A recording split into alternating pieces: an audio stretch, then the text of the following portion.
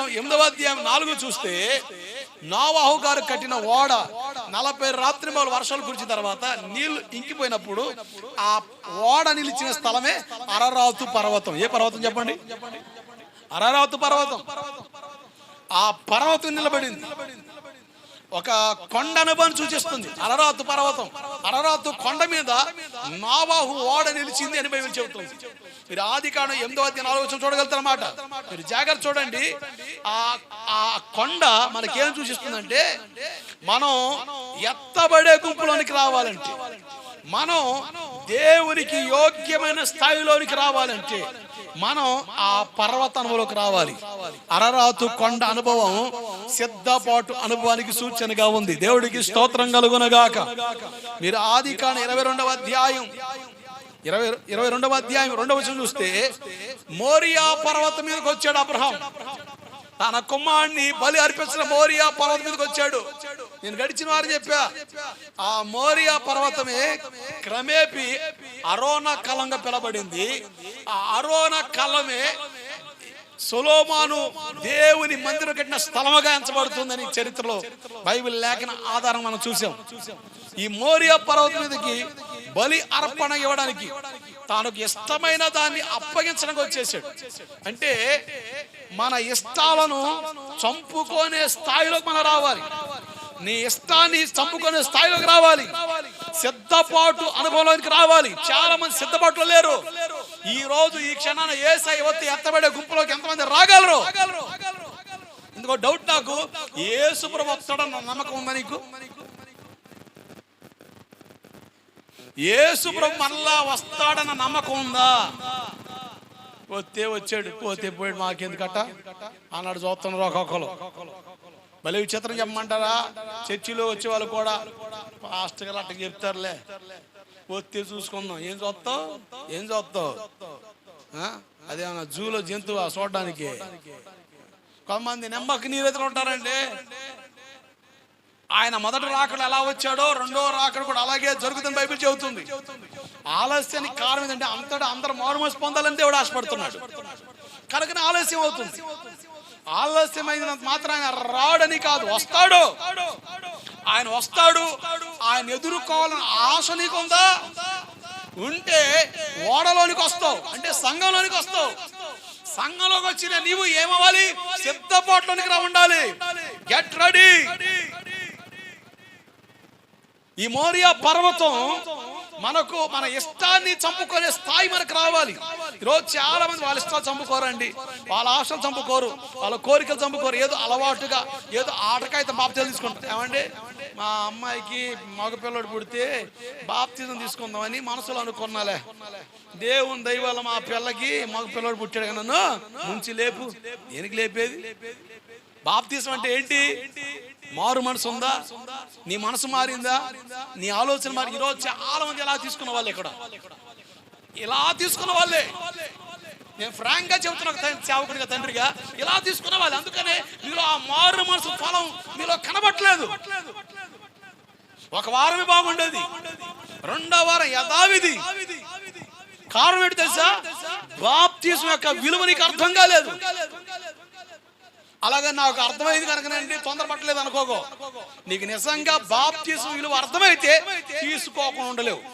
ఒకవేళ నీకు బాప్తిజం విలువ అర్థమైతే తీసుకున్న తర్వాత దేవుని కొరకు బ్రతకకుండా ఉండలేవు. హల్లెలూయా. నేను మరలా చెప్తున్నా, బాప్తిజం యొక్క విలువ నీకు అర్థమైతే తీసుకోకుండా ఉండలేవు. బాప్తిజం విలువ నీకు అర్థమైతే తీసుకున్న తర్వాత దేవుని కొరకు బ్రతకకుండా ఉండలేవు. నీ ఆశలు చాలే, నీ ఆలోచన చాలే, నీ చూపు మారలే, నీ వైఖరి మారలే, నీ పద్ధతి మారలే, నీ తీరు మారలే. కొండ అనుభవానికి రావాలి.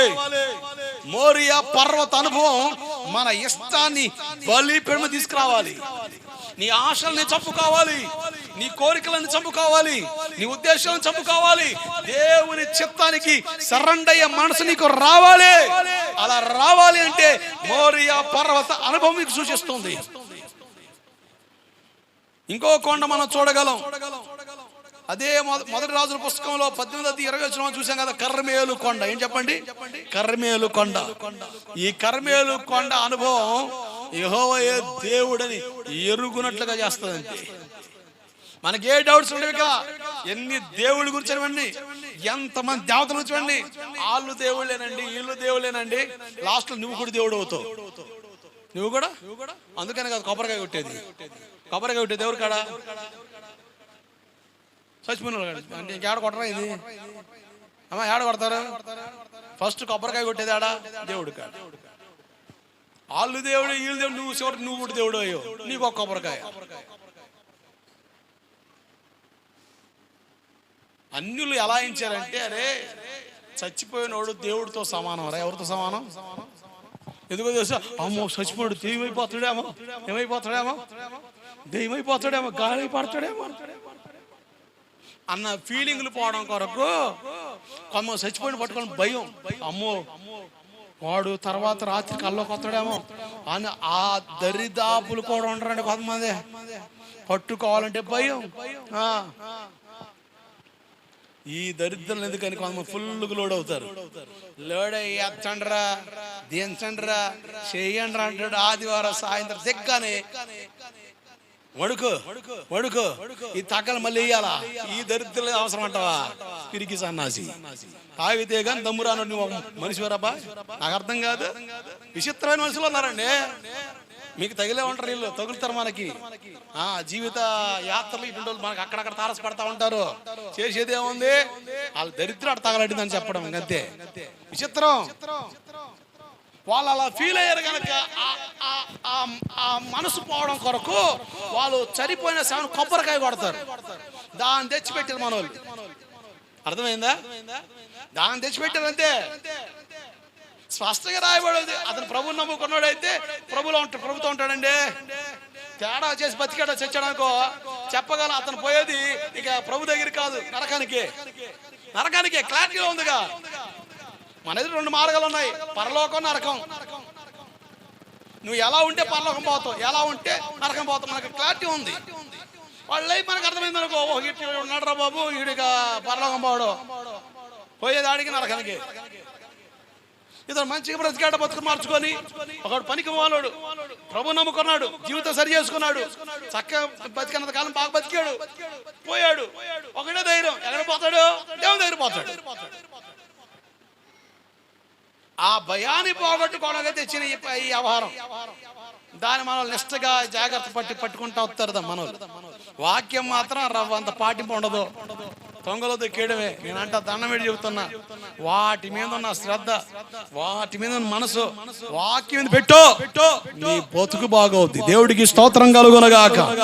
హల్లెలూయా. జాగ్రత్త నడుపులారా. మన ఇష్టాలను మనం చంపుకోవాలి, మన ఆశలను చంపుకునే స్థాయిలోకి రావాలి. ఇంకోటి మనం అంటే కర్మేలు పర్వతం. ఈ కర్మేలు పర్వతంకి వచ్చిన మనము యెహోవా దేవుడు. ఇక ఏ దేవుడు ఎవరు దేవుడిగా పిలబడుతున్నా మనకు స్పష్టత ఉండదు, యెహోవా దేవుడు అని. నేను యేసు ప్రభువుని నమ్ముకున్నాను, ఒక అన్యుడిని. నాకు చాలా రకరకాల వ్యత్యాసాలు ఈ క్రైస్తవుని పడ్డాయి. ఒకడేమో యెహోవా సాక్షులు అంటాడు, ఒకడేమో పరిశుద్ధాత్ముడు అంటాడు, ఒకడేమో యేసు ప్రభు అంటాడు. ఓ ఎన్ని రకాల బోధలో బాప్తిసాల్లో. ఒకడేమో ముంపుడు బాప్తిజం అంటాడు, వాడు శిలకరింపు అంటాడు, వాడు జెండా కింద అంటాడు, వాడు 7 సిలువ గుర్తులు అంటాడు. ఓరు నాయన యాడ్ నుంచి వచ్చారా స్వామి అని చూస్తే ఇవన్నీ ఏమీ లేవు. క్లారిటీలో ఉంది బైబిల్. నాకు స్పష్టంగా అర్థమైన తర్వాత ఒకటి డిక్లరేషన్, ప్రాణం పోయిన సంతోషమే. ప్రభుని నమ్ముకున్నాను, క్రీస్తుని నమ్ముకున్నాను. ప్రాణం పోయే పరిస్థితులు వచ్చినా ఆ ప్రభు పాదాలు విడిచిపెట్టను. యేసు ప్రభువే దేవుడిగా నా హృదయాన్ని ప్రతిష్ఠించుకొని ఈ దేహంలో ఉన్న నా ప్రాణం వదులుతానేమో కానీ వామో యేసు ప్రభు నమ్ముకుంటే కొడుతున్నారే, యేసు ప్రభు నమ్ముకుంటే బియ్యం ఇవ్వట్లేదే, యేసు ప్రభు నమ్ముకుంటే వెళ్ళేస్తున్నారు, ఏదని చేసుకొని చావని. ఎప్పటికని చచ్చేది, ఎప్పటికని తెప్పలు తప్పవు. ప్రభుని తాకడి పెట్టి అమ్మేసి బతికే బతుకు కంటే ప్రభు కొరకు అర్పణగా మారే బతుకు మనకు ఆశీర్వాదం. ఏమారు అర్థం కావట్లే మనుషులకి. దేవుడికి స్తోత్రం కలుగునగాక. కర్మేలు పర్వత అనుభవం రావాలి. కర్మేలు పర్వత అనుభవం చాలా ఆశీర్వాదకరమైన ఆనవాళ్ళకి మనకు కనబడుతుంది.